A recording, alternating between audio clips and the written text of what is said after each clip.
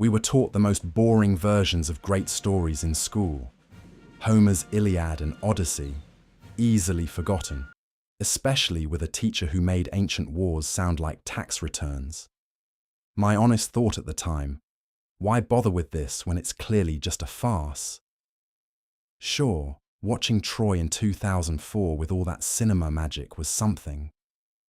But when I stumbled onto a documentary about Troy actually being real, last year, completely by accident, it torpedoed everything I'd refused to learn in literature class, in the best possible way.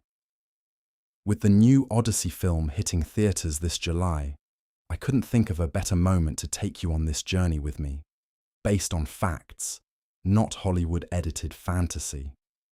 This, right here, is exactly why this channel exists. To make the stories we were forced to forget in school worth remembering again. And hey, if Troy turned out to be real, who's to say Aristophanes' Lysistrata isn't next? Subscribe. We might uncover the truth sooner than you think.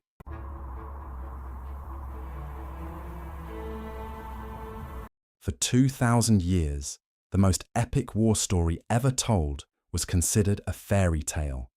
10 years of siege, 1,000 ships, the face that launched them, the wooden horse, the burning city, all of it, every last word, filed under magnificent fiction, which, to be fair, is also how historians classified Schliemann's career before he started digging. So, points for consistency. Then, in 1870, a German businessman with no formal qualifications, a copy of Homer, and a truly alarming amount of self-confidence decided he knew better than everyone else. He was wrong about almost everything, and right about the one thing that mattered. Troy was real. Heinrich Schliemann was not an archaeologist. He was a German merchant who made a fortune in the California gold rush, supplying gold dust buyers, not digging it himself, then retired at 36 and decided his real calling was proving Homer right. Most people retire and take up golf. Schliemann decided to single-handedly vindicate ancient Greek literature, which is one option. In 1868, Schliemann arrived in Turkey, Homer in one hand, a shovel permit decidedly not in the other. He met a British expatriate named Frank Calvert, an amateur archaeologist who had already quietly identified a mound near the Dardanelles called Hisarlik as a serious candidate for Troy. Calvert had the theory. Schliemann had the money and the enthusiasm. It is not an entirely unfamiliar arrangement.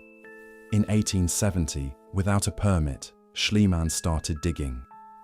This detail will matter later. It always matters later. What he found stopped everyone cold.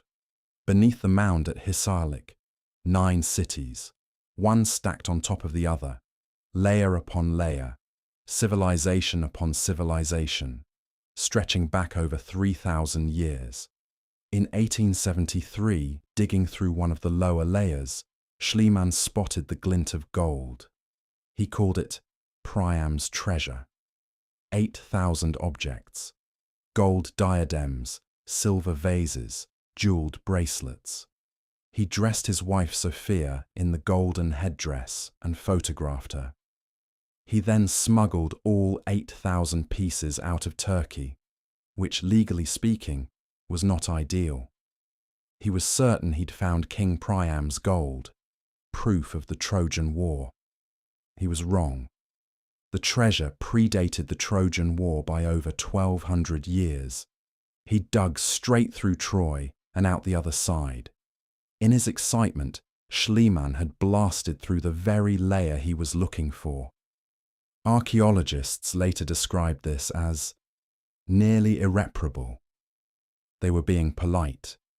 After Schliemann, proper archaeologists arrived.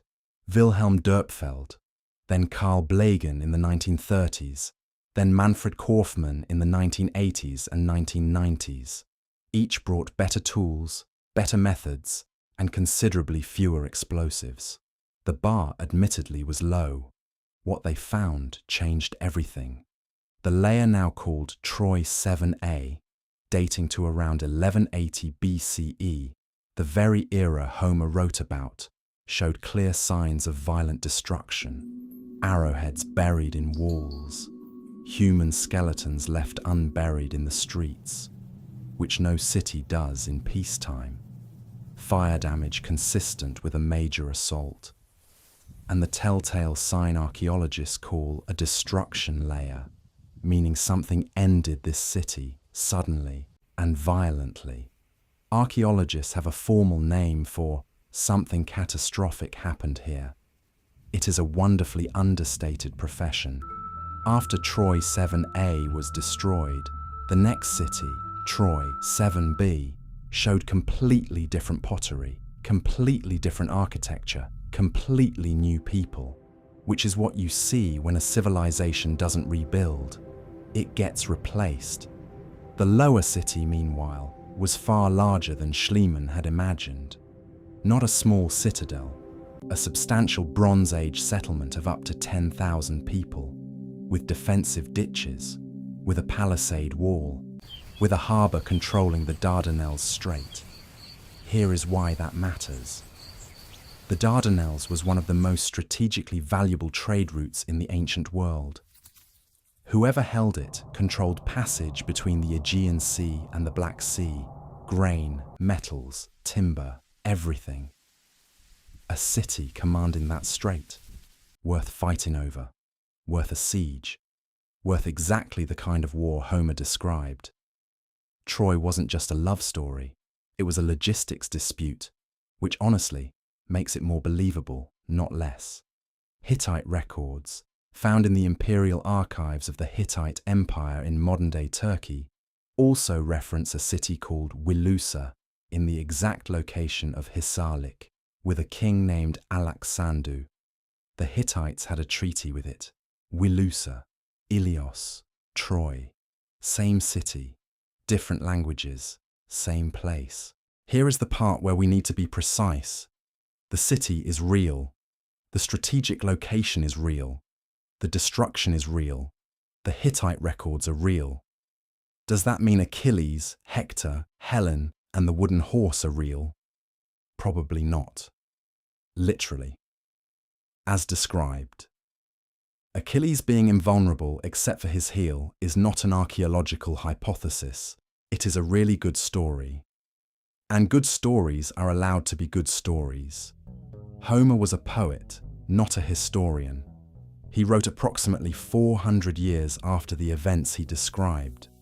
By that point, what actually happened, trade disputes, shifting alliances, Bronze Age warfare, had been processed through 4 centuries of oral tradition, mythologized, heroicized, and turned into something that could survive the telling. That is what great storytelling does. It takes true things and makes them more true. Shakespeare didn't actually have Richard III murdering everyone personally. Julius Caesar did not speak in iambic pentameter. History gets compressed. Drama gets added. The core stays real. What archaeologists have confirmed is this. There was a real city in the right place, in the right era, with the right strategic value that was violently destroyed. Something happened at Troy around 1180 BCE. Homer remembered it, badly, selectively, magnificently, and the memory survived, in one form or another, for 3,000 years. Here is what gets forgotten in all of this. For most of recorded history, scholars dismiss Troy as myth. Educated people, people who absolutely should have known better, spent centuries confidently explaining why the whole thing was made up. Then someone just looked and found a city, 9 cities actually, stacked on top of each other like the world's most dramatic lasagna. The lesson isn't simply that Troy was real. The lesson is what happens when the stories people have been telling for thousands of years get taken seriously. Oral traditions, ancient poems, myths, Archaeology keeps confirming them.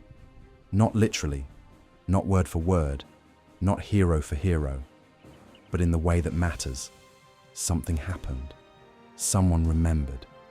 And the memory outlasted the city, the empire, and every expert who said it couldn't be true. Troy fell around 1180 BCE. Homer wrote about it around 800 BCE. It was rediscovered in 1870 CE. And you're hearing about it right now, in 2026.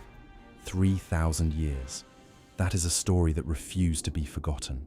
If you made it this far, you clearly have excellent taste. Stories like this deserve to be remembered and shared.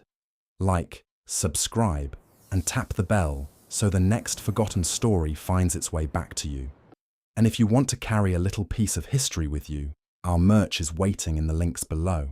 And if you could go back and witness any moment in Troy's history, the height of its power, the siege, or the final night of destruction, which would you choose and why? Drop it in the comments. We read everyone.